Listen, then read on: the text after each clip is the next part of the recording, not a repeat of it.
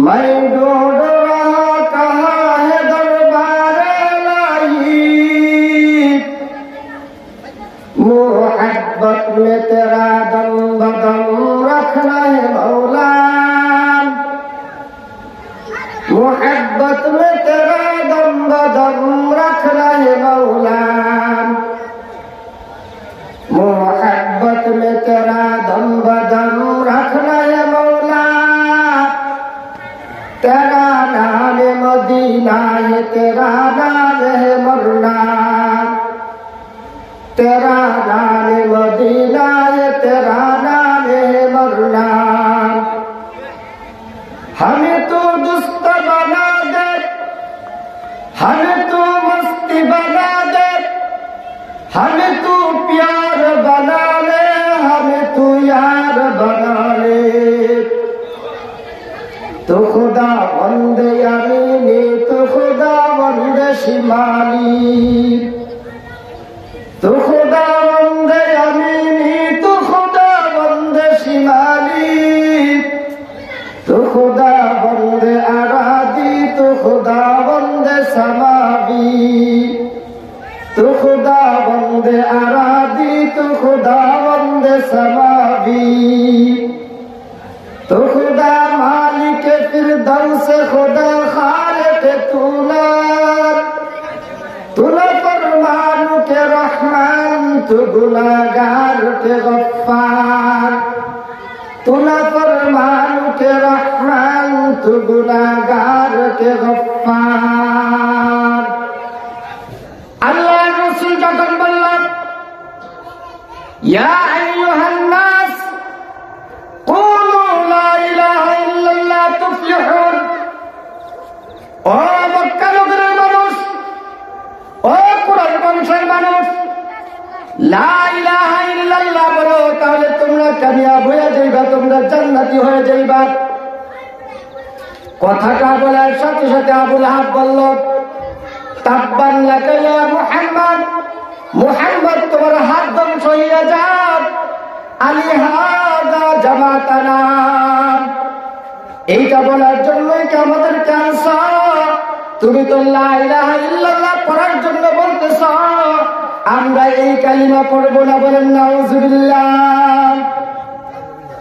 আবু জাহেল যখন ইচ্ছা করলো মুহাম্মদের কল্লাকে আলাদা করবে, ওমর যখন নাঙ্গা তরোয়ার নিয়ে মুহাম্মদের কল্লাকে দ্বিখণ্ডিত করার জন্য যায়, ইতিহাস সাক্ষী অন্য একজন ব্যক্তি জিজ্ঞেস করলো ওমর কোথায় যাও? বলতেছে মুহাম্মদের কল্যাণের জন্য যায়। ওমরকে বলতেছে মুহাম্মদের কল্যাণের প্রয়োজন নাই, তোমার বোন বঙ্গিমতির খবর নিয়ে দেখো, তারা কালিমা পয়রা মুসলমান হইয়া গেছে। ও আবু জাহলিন জালিসুন ও আসহাবুহু জুলুস, আবু জাহল একদিন বসা, সামনে তার সাঙ্গপাঙ্গরা বসা। আবু জাহল ঘোষণা দিল আমি মনির মার্কেটের পাশে ওটার মরা পচা এই নারী গুড়িগুলি দেখছি, রক্ত আর গোবর গুলো দিয়ে কাটছি। আবার মুহাম্মদকে কাবার প্রান্তরে নামাজ পড়তে দেখছি। তোমাদের মধ্যে কি কেউ এমন আছে সেখান থেকে ওটার পচা নারী গুড়িগুলি ধৈর্য মুহাম্মদের উপরে দিয়ে দিবা? একজন কুলাঙ্গার ছিল, নাম ছিল উকবা ইবনে আবি মুঈত। কুলাঙ্গার বলতেছেন যে আমি পারব। কয়েকজন সাঙ্গপাঙ্গকে নিয়ে যাওয়ার পরে ওই উটের পচার নারী ভুড়িগুলি ধৈরাই না। আপনার আমার কলিজার টুকরা দয়াল নবীজি যখন সাজদার মধ্যে ছিল, নবীর মাথার মধ্যে দিয়ে দিছে, বলেন নাউযুবিল্লাহ। ফাইদা সাজাদা, নবীজি যখন সাজদা দিছে, ওয়াদাহু আলা কাতিফিহি, নবীজির ঘাড়ের মধ্যে উটের পচা নারীগুলি রক্ত গোবর গুলো দিয়া দিছে। আল্লাহর রাসূল যখন সাজদার মধ্যে গেল, ফাইদা সাজাদা ওয়াদাহু আলা কাতিফিহি ইউহিলু বা'দুহুম আলা বা'দিন ফাতেমা রাদিয়াল্লাহু তাআলা আনহা দৌড়ে আসলো। আয়েশা জিজ্ঞেস করলো, আতাকতুলুনা রাজুলান আইয়াকুনা রাব্বি আল্লাহ। ওই কুলাঙ্গারের বাচ্চারা, শুধু একটা লোককে কি তোরা এই জন্য হত্যা করবি নাকি? লোকটার তো শুধু অপরাধ হলো, সে বলে এই লোকেরা একজন আল্লাহ আছে, 17 জনের 360 জন মূর্তিকে আল্লাহ মানে না। এই লোকটাই দাবি করে শুধু আমার রব একজন। আপনাদের রব কয়জন? জোরে বলেন। আমাদের রব একজন। নবী মুহাম্মদুর রাসূলুল্লাহ বলছেন আমার রব একজন। আমিও বলতে চাই আমাদের রব একজন না কয়জন? আল্লাহর রাসূল জিজ্ঞেস করলেন, মা ইউবকিকা ইয়া ফাতেমা, কলিজার টুকরা সন্তান আমার, ও ফাতেমা তুমি আমাকে দেখার সাথে সাথে কান্না করতেছো কেন? ফাতেমা রাদিয়াল্লাহু তাআলা আনহা জবাব দেয়, কদ সাহাবা লাউরুক, আব্বা তো আপনার চেহারাটা তো আমি দেখতেছি, আপনার চেহারাটা রক্তে রঞ্জিত। ওয়াখলাউলাকা থিয়াবুক, আপনার কাপড় তো ছিঁড়া ফাড়া। আমার তো সন্দেহ হয় কাফের কুলাঙ্গাররা মনে আপনাকে মারছে। আল্লাহর রাসূল জবাব দিল, মা কান্দিস না, কান্দিস না। আজকের এই মেহনতের ফলাফল ভবিষ্যতে পাওয়া যাবে, কিয়ামত পর্যন্ত পাওয়া যাবে। আজকে কষ্ট করতেছি, আবার এই কষ্টের বিনিময়ে কিয়ামত পর্যন্ত লক্ষ কোটি মানুষ ঈমানদার হইয়া জান্নাতের মালিক হইয়া যাইবে। বলেন সুবহানাল্লাহ। ইশকবাজি ভুল করে जो জনকিবাজি भी करे, इश्कबाजी वो करे जो जंकीबाजी भी करे। तन के कपड़े खोल कर माशूक को राजी करे, तन के कपड़े खोल कर माशूक को राजी करे। ফেরাউনের স্ত্রীর নাম ছিল আসিয়া। আসিয়াকে স্বামী যখন ধরল, হাতের মধ্যে পেরেক মারল, পায়ের মধ্যে পেরেক মারল, গায়ের থেকে কাপড়গুলো খুলে ফেলাইল, হাজার হাজার মানুষের সামনে থেকে বেইজ্জতি করল। আল্লাহ রাব্বুল আলামিন উপর থেকে টেলিফোনের মাধ্যমে আসিয়াকে জিজ্ঞেস করে, আসিয়া আমার প্রতি ঈমান আনার কারণে তোর হাতের মধ্যে পেরেক মারছে, পায়ের মধ্যে পেরেক মারছে, তোকে উলঙ্গ কইরা ফেলাইছে, তোর কি লজ্জা লাগতেছে কিনা? আসিয়ার জবাব দেয়, যাকে আল্লাহর রব মারার কারণে আমার গায়ের থেকে কাপড়গুলো খুইলা ফেলাইছে, ওই রব যদি আমার প্রতি সন্তুষ্ট থাকে, আমার বিন্দু পরিমাণ লজ্জা আসবে না। इश्कबाजी वो करे जो जंकीबाजी भी करे, तन के कपड़े खोल कर माशूक को राजी करे। আসিয়া আমার আল্লাহকে রাজি করার জন্য গায়ের কাপড় খুইলা দিছে, ঈমান যাইতে দেয় নাই। ঠিক না বেঠিক? আমরা সামান্য ওয়াজ মাহফিলে আইতে পারি না, এর যদি কেউ ওয়াজে আসে তার গায়ের মধ্যে কি গামছা লাগায় টান দিবে কেউ? কালকে কি মামলা দিবে? দিবে না। তারপরে মানুষ ওলামায়ে কেরামদের কাছে আসতে চায় না, কোরআন হাদিসের কাছে আসতে চায় না, মাদ্রাসার শিক্ষার কাছে আসতে চায় না। কেন? লক্ষ কোটি কোটি ওয়ারাসাতুল আম্বিয়া ওলামায়ে কেরামরা এত মেহনত করতেছে, এরপরও মুসলমানরা নামাজ পড়ে না, কোরআন তেলাওয়াত করে না, পর্দা তো করেই না। পর্দা কি করে না? আমার তো মনে হয় এনে যদি ওই একতারা দোতারা দিয়া ভান্ডারি গাড়ির ব্যবস্থা করে দিত, আর গরম গরম পানি না সিন্নির ব্যবস্থা করে দিত, তাহলে আরো বেশি মুসলমান মানুষ হইতো। আবু বকর রাদিয়াল্লাহু তাআলা যখন মুসলমান হইল, এই খবরটা আস্তে আস্তে ছড়িয়ে গেছে। আর কাফেররা কয় তারও ধরবো, তারও শেষ করবো। কারো শেষ করবো? পার না। কারো শেষ করবো? আবু বকর রাদিয়াল্লাহু তাআলা দর্শে রাস্তা এই মাগনায় সিটি দিয়া ধরছে, ধৈরা তর্ক লাগতে লাগতে আবু বকর রাদিয়াল্লাহু তাআলা আনহুকে মারতে মারতে বেহুশ কইরা এরপরে কাফেররা চলে গেছে। হ্যাঁ তো বেহুশ। সকালবেলা মানুষ দেখছে কি আবু বকর তো রাস্তার মধ্যে পড়ে গেছে। পরে ওনার মেয়ে আসছে, ওনার মাও আসছে, স্ত্রী আসছে, মাথায় পানি টানি দিতে দিতে যখন হুশ আসছে, মা বলতেছেন, বাবা তোকে কাফেররা মারছে, আমরা খবর পাইছি, একটু পানি খা বা একটু দুধ খা, তোর শরীরের মধ্যে একটু এনার্জি আসবে।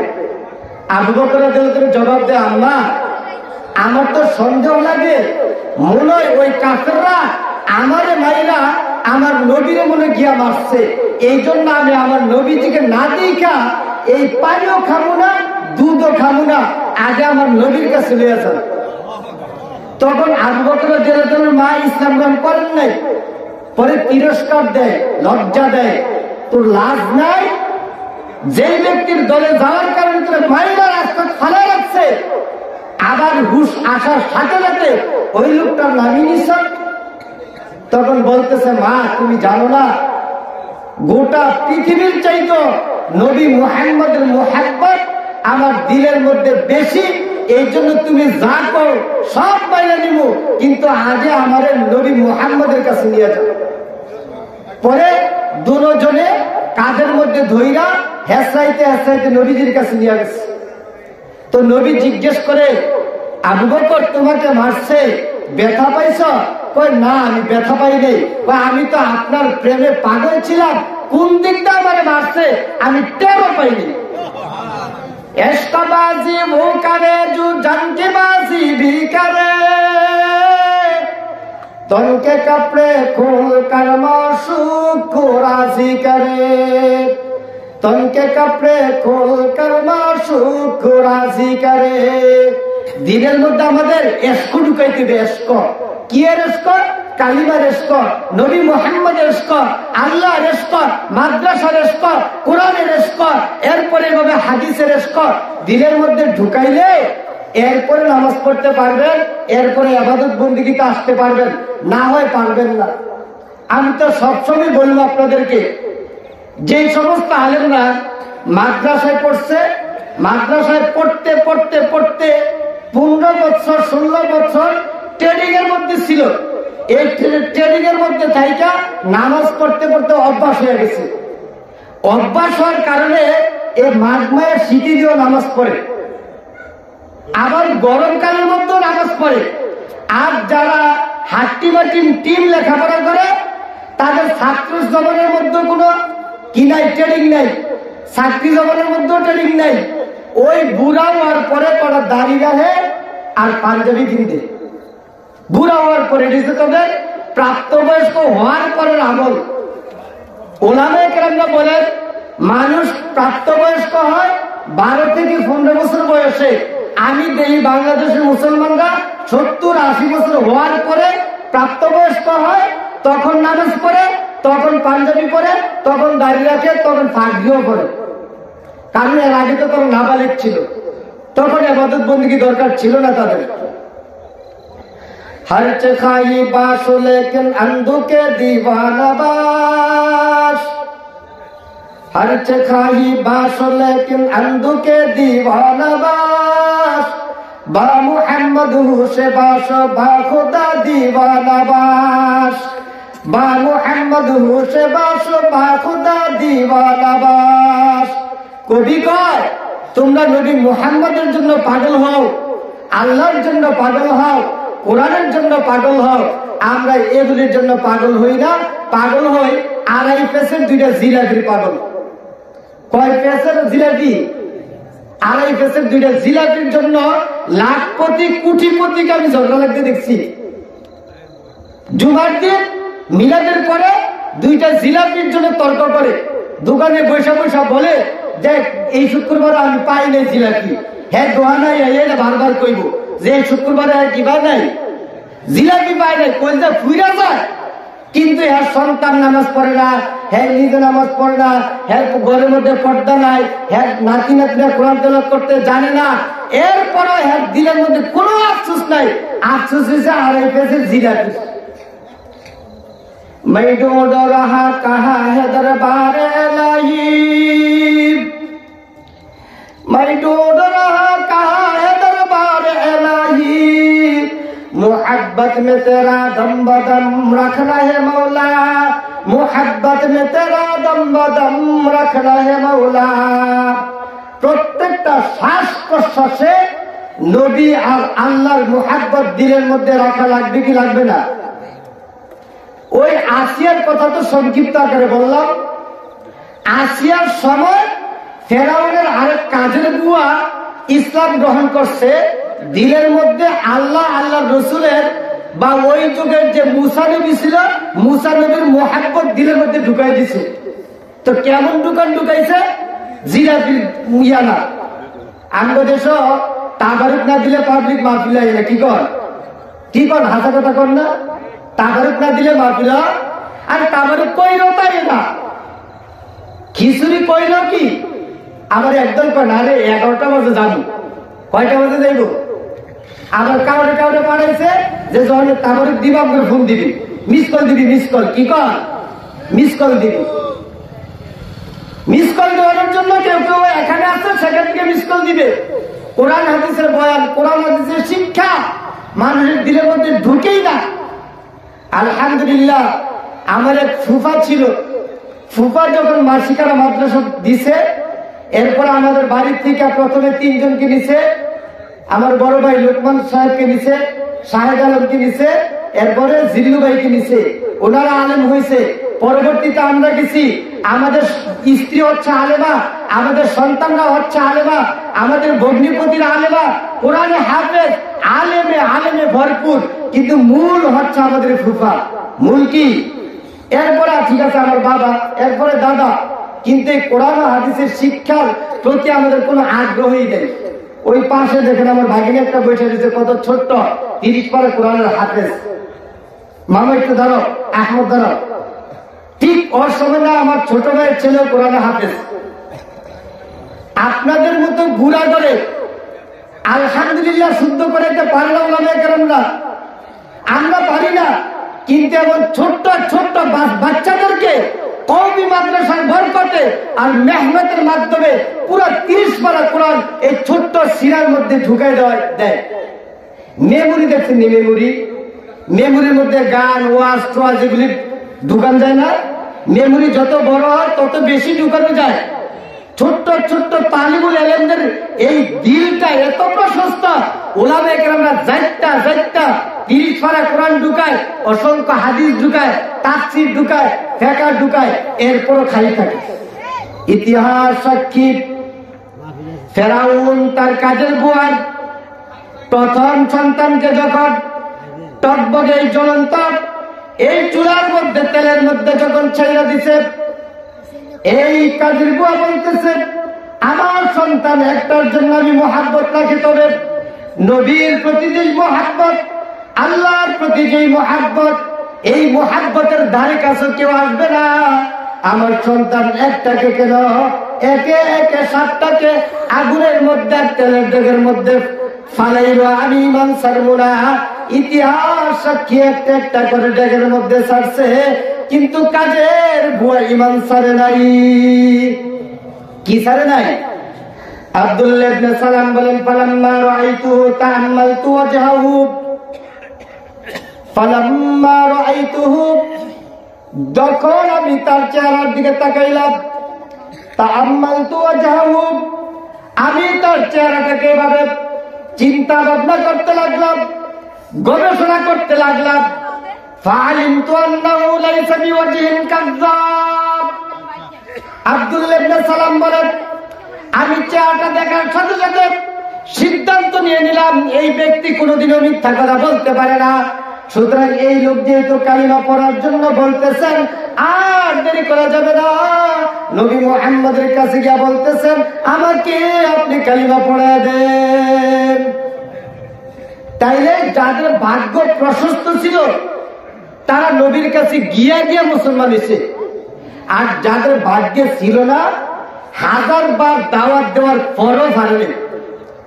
কোন কোন তাফসীর কারকরা লেখেন, আবু জাহেলের কাছে 3500 বার অথবা 4500 বার কালিমার দাওয়াত নিয়ে গেছে, কিন্তু এই বদনসিব আবু জাহেল কালিমা পড়ছে কেন পড়ে নাই? তার বদনসিব ছিল, কেন পড়ে নাই?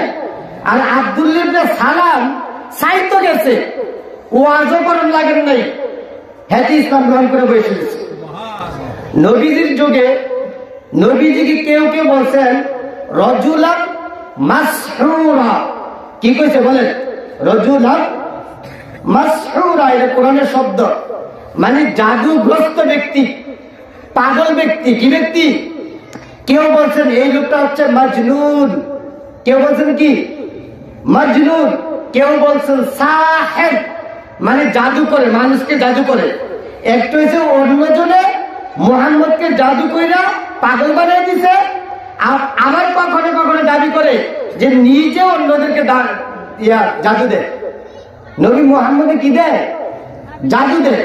আবার কেউ কেউ বলছেন শায়ের, মানে কবিতা আবৃত্তি করা, গান গাওয়া, এইটা করা সেইটা করা। এই অপবাদগুলো নবী মুহাম্মদকে দিছে কি দেয় নাই? কিন্তু দেওয়ার কারণে নবী কি ইসলামের দাওয়াত ছাইরা দিছে না আরো শক্ত করে ধরছে? বলেন, শক্ত করে কি ধরে নাই?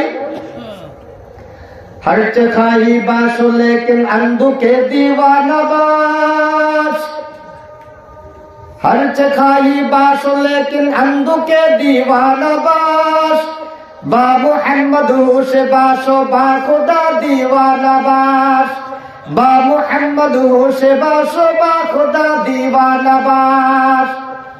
इश्क़बाज़ी वो करे जो जन की बाजी भी करे, इश्क़बाज़ी वो करे जो जन की बाजी भी करे, तन के कपड़े खोल कर माशूक को राजी करे।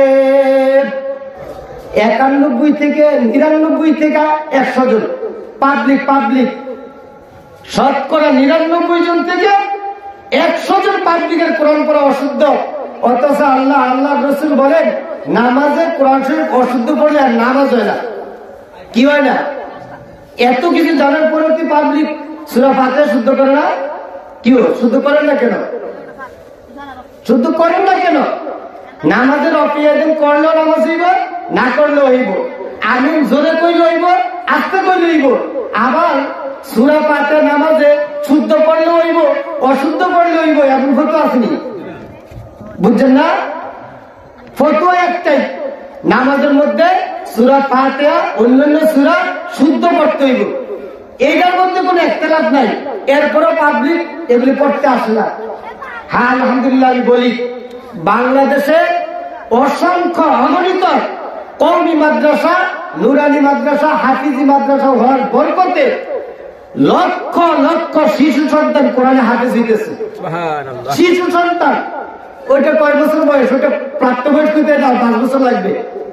ওইটা তো প্রতিদিন 5 ওয়াক্ত নামাজ পড়ে। কোরআনের সাথে এতটাই মুহাব্বত, ওই নানাটা বেড়াতে আসবে না, ওর পড়া ডিস্টার্ব হবে। কি ডিস্টার্ব হইব? পড়া ডিস্টার্ব হইব। আর স্কুল কলেজে ভুলাইলে সপ্তাহে কয়দিন স্কুলে যায়, মাসে কয়দিন যায়, কয়েকটা নামাজ পড়ে, কয়েকটা নামাজ পড়ে। আপনাদের মধ্য থেকে এখানে অনেকেই আছেন যে যৌবন অবস্থায় দাঁড়িয়ে রাখেন নাই, এখন বুড়া হওয়ার পর রাখছেন। এমন আছেন না? অনেকে আছেন না? ওই সময় তো গুণা করছেন।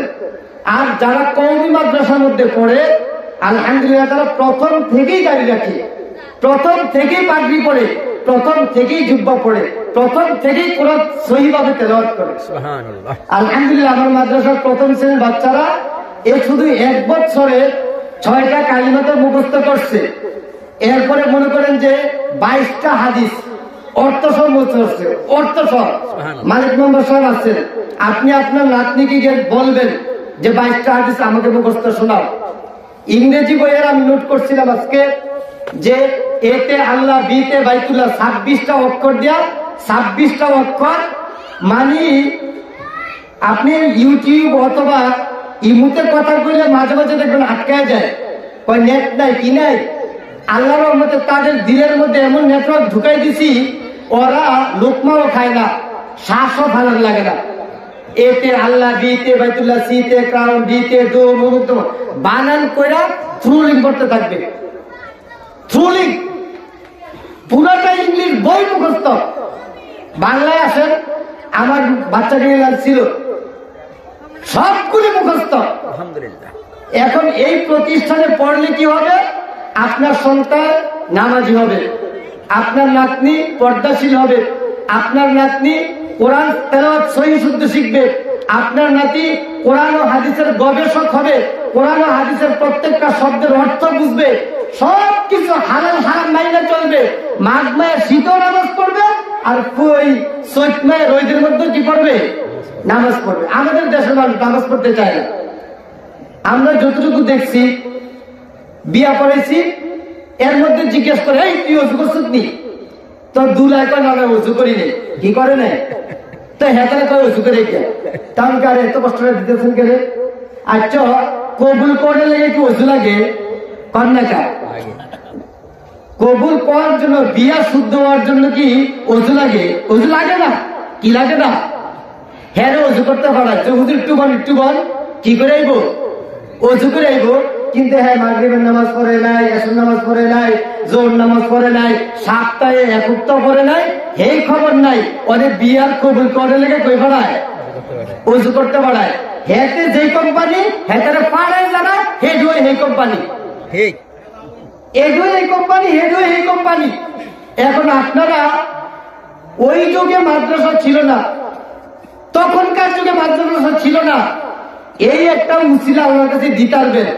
টিকবে না টিকবে আমি জানি না, টিকবো কিনা, টিকাইতে পারবেন কিনা আমি জানি না, তবে বলতে পারবেন যে আল্লাহ, আমরা যখন ছোট ছিলাম, বাবা ছিল, মা ভাই আমাদের মাদ্রাসা ভর্তি করায় নাই, কেমনে মাদ্রাসা করবো? আর বর্তমান যুগে যদি আপনার নাতনিকে আপনি মাদ্রাসা না দেন, কি কইবেন? কেমন বলেন তো? আপনারা আমাকে একটু বুঝে টুঝে দিলে তো আমরা প্রস্তুত থাকতে পারবো যে আল্লাহর কাছে গিয়ে এটা করবো। আপনাদের কাছে যদি কোনো সুন্দর একটা আল্লাহরে ফেস দিন না কোনো কথা থাকে, আমার বুঝাই দিয়ে যে আমরা এই কথাটা কই আল্লাহর আটকামো, আল্লাহর এই কথাটা তো আটকামো। পাশে মাদ্রাসা হয়েছে, কোরআন তেলাওয়াতের, সহি শুদ্ধ তেলাওয়াতের, হাদিস সহিভাবে তেলাওয়াতের একটা মার্কাজ তৈরি হয়েছে। এই মার্কাজকে সহযোগিতা করা, সন্তান দেওয়া, নাতি নাতনি দেওয়া আপনাদের উপরে দায়িত্ব কম না বেশি? এতদিন পর্যন্ত কইতে পারছেন যে হুজুর না, আর এটা তো ওরা অনেক দূরে মাদ্রাসা। বিশ্বাস করবেন, মনির মার্কেটের একজন মহিলারে গিয়ে তাস্কিল করতেছি যে আপনার মেয়েটাকে মাদ্রাসা দেন। কই হুজুর এত দূরে কেমনে যাইব? হতে হতে মনির মার্কেটের থেকে এত দূরে ওয়ানের একটা বাচ্চা কেমনে যাইব? শুনছেন? এটা আল্লাহর কাছে কইবেন যে আল্লাহ, আমি আমার মেয়েটাকে মাদ্রাসা দেইনি। কে রে? কারি সর্বনাশ, এমন দূরে মাদ্রাসা ছিল, কই যাইতে 1 মিনিট লাগতো, যাইতে কয় মিনিট লাগতো? কই এত দূরে সন্তানের কেমনি দিব? যদি ওই সরে লয়ে যেত গা, মানুষ ধরি না যদি লয়ে যেত গা, এই ডরে দেয়নি, এই ডরে কি করি নাই, দেয়নি। এত দূরে তখন কইছিলাম যে না, প্রত্যেক ঘরে ঘরে মাদ্রাসা করবো, কি করবো? প্রত্যেক ঘরে ঘরে মাদ্রাসা দিব। তো আরেকজনের ক্ষেত্র শুনলাম, কইতেছে কি, কই এই মাদ্রাসা ফুলামে একখানা ফলা গেলে এদিকে মাদ্রাসা মাইয়া দিতাম না। কি দিত না? ফোলা মেয়া একখানা ফলাই গেলে সাবিরে নিয়ে আসেন। তো এখন ওই মেয়াটাকে বাজারের মধ্যে খালি গিয়ে ঘুরতে দেখি। কি করতে দেখি? খালি গিয়ে ঘুরে। ওয়ানের বাচ্চা তো, তাই ওয়ানের বাচ্চা খালি গিয়ে ঘুরলে কি, নিচের দেওয়া না থাকলে কি? কিন্তু আপনি এনয়ে এত পর্দা শিখলেন, স্কুলে আপনার এই মাইয়াটা ছেলেদের সাথে করে না? হ্যাঁ, হেসগুলো ফতুয়া কই যায়? এই ফতুয়া গুলো আল্লাহর কাছে দিয়া টিকাইতে পারবেন কিনা একটু চিন্তা করেন। আর আমগুলো একটু বুদ্ধি শুদ্ধি শিখাই দিয়ে যে হুজুর, আমরা তো আল্লাহ এমনি ফেস দেবো, আমরা গোপরকে থাকবে, আমরা প্রস্তুত করে নেন না। মামলার সাক্ষীরা আমরা মিথ্যা কথা শিখাই নিই না? এই শিখাই নেই, তাহলে আমরা একটু শিখাই দিয়ে যে পরকালের মধ্যে যদি আমরা আটকা করি, সবাই মিলে আল্লাহরে নিয়ে পেছাবো যে এই মনির মার্কেট থেকে এই মহিলা মাদ্রাসা এত দূরে মাইয়ারে কেমনে দিব? এই কথা কইলে আল্লাহ ছাইরা দিব, ছাড়তো না। তবে আলহামদুলিল্লাহ অনেক শান্তি লাগে। পূর্বপাড়ার এক মহিলা, উনি চাল কালেকশন করতে গেছে, বললো যে আমার সন্তান পেটে থাকতে আমি নিয়োগ করছি আমার মেয়েকে আমি মহিলা মাদ্রাসা পড়াবো, দাওরা পোষ করাবো। কারণ আলহামদুলিল্লাহ, তা আমার কাছে মনে হইলো মনে হয় ওই মহিলার নিয়তের কারণে এই মাদ্রাসার জন্ম হয়েছে। আমার কাছে মনে হইল, হয়তো আমি জানি না, কিন্তু আল্লাহ তাআলা ওই মহিলার দোয়ার বরকতে এই মাদ্রাসার জন্ম হয়েছে। আরেকটা কথা বলি, আমাদের অসংখ্য মাদ্রাসা জন্মের পিছনে কিছু রহস্য থাকে। কি থাকে? হাটহাজারী মাদ্রাসার কথা আমরা শুনছি, একজন লোক বাস স্ট্যান্ডের পাশে পেশাব করতে বসে নর্দমার মধ্যে। ওই ব্যক্তি কোরআন ও হাদিসের সুঘ্রাণ পাইয়া বেহুশ হয়ে গেছে, পেশাবের করে নেই। হুশ আসার পরে সবাই জিজ্ঞেস করলো, আপনি বেহুশ হয়েছেন কে? আমি বসার সাথে সাথে কোরআন ও হাদিসের সুঘ্রাণ পাইয়া আমি বেহুশ হয়ে গেছি। ঠিকই ওই ডাস্টবিনের মধ্যে বহুদিন পরে হাটহাজারী মাদ্রাসা হয়েছে। আমি আশ্রিমপুর থেকে, আশ্রিমপুর বেশি দূরে না, পাকিস্তান আমলে ডেপুটি স্পিকার ছিল একই বাড়ির দুইজন, পাটোয়ারি বাড়ির। উনি হাটহাজারীতে মোতামিমকে নিয়ে আসছে যে হুজুর এই জায়গাটার মধ্যে আমি মাদ্রাসা করবো, কওমি মাদ্রাসা করবো, আপনি একটু দোয়াটাও করে দিয়ে যান। ওই হাটহাজারী মোহতামিম সব নাকি বলছেন এখানে মাদ্রাসা হইতো না, এই জায়গা মাদ্রাসা করি মানে মুয়াফেক না। এখন উনি মনে কষ্ট পাইয়া হ্যাঁ তো মাদ্রাসায় দিতাম না। কি কয়? আচ্ছা, এই রাগ করাটা উনার কপার পুলছে, ঠিক না? আচ্ছা, সকালবেলা যখন হাঁটতে পারিছে, এর দিঘির পাশে বিশাল জঙ্গল, ওই জঙ্গলের মধ্যে গিয়া হুজুরে বলে কয় মাদ্রাসাটা তুই এলো হইতে ভালো ছিল। কই গিয়া কয়? জঙ্গলে গিয়া কয়, যেখানে মানুষ দিনের বেলা বলে যেত না। অথচ সেই জায়গার মধ্যে বিশাল মাদ্রাসা, 200 শতকের উপরে জায়গা।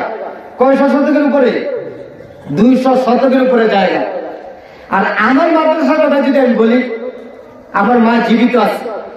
আমার গত বছর যখন মন চাইলে এখানে একটা মাদ্রাসা দিব, ছোটবেলা থেকেই স্বপ্ন আসা। তো সবাইকে জানাইলাম, আব্বাকে জানাইলাম, আম্মাকে জানাইলাম, বড় ভাইকে জানাইলাম, সাহেব জুবাইর, এরপরে আমার ভগ্নিপুতিরা ওনারা আছে, ওনাদেরকে জানাইলাম। বললো যে তাহলে তোমার সম্ভব হলে করো। ঠিক নিয়োগ করার পরপরই আমার মায়ের নাকি স্বপ্নে দেখে আমার নানা আলেমদেরকে নিয়ে, পাগড়ি পর আলেমদেরকে নিয়ে এখানে আইসা বলতেছে যে আমার নাতি এখানে মাদ্রাসা করবে। আমার মায় কত বছর পরে যে আমার নানাকে স্বপ্নে দেখছে, এটা হয়তো মাকে জিজ্ঞেস করলে হয়তো বলতে পারবেন, কিন্তু মা মিথ্যা কথা বলার দরকার ছিল না। আমার নানা একজন আলেম ছিল, দাদা আলেম ছিল। এক মাস আগে কথায় কথায় যখন মার কাছে বলতেছি ঘটনাটা, মাই তো বলছেন, আমি তো হাঁটু বাড়ায় বলতেছে, আমি দেখছি দোয়ার করে ওরা দিয়া সবাই তাবারুক দিতেছে। আমার এখন মনে হইতেছে যে আসলে ওই তাবারুকটা মনে হয় খিচুড়ি। আমার মনে হয় এই স্বপ্নের তাবিল এরকম হইতে পারে যে নগদে তো মাদ্রাসা হয়েছে 1 বছর আগে, আর ওই যে তাবারুক বিতরণ, সেইটা এই আজকের হয়তো মাহফিলের তাবারুক বিতরণ। সুতরাং এই মাদ্রাসাগুলো মুসলমানদের সন্তানদেরকে পর্দাশীল, কোরআন তেলাওয়াতকারী, নামাজি, জান্নাতি বানানোর জন্যই তৈরি করা হয়। এখন আপনারা যদি সন্তান নাতি নাতনিদেরকে না দেন, কেমনে হইব নাকি? তাহলে আপনারা আপনাদের নাতি নাতনিদেরকে দিবেন তো ইনশাল্লাহ? বলেন দিবেন তো? ইনশাল্লাহ দিয়ে। নাইলে তো দেখেন নামাজ পড়া, রোজা রাখে না, বড় বড় শিল্পপতিরা কি পরিমাণ টাকা চুরি করতেছে, দেখেন না? দেখেন না? তা আমার আলোচনা এখানেই শেষ করলাম। আল্লাহ তাআলা এই মাদ্রাসাকে আমাদের সকলকে যেন কিয়ামত পর্যন্ত কবুল করে, সবাই বলে আমিন।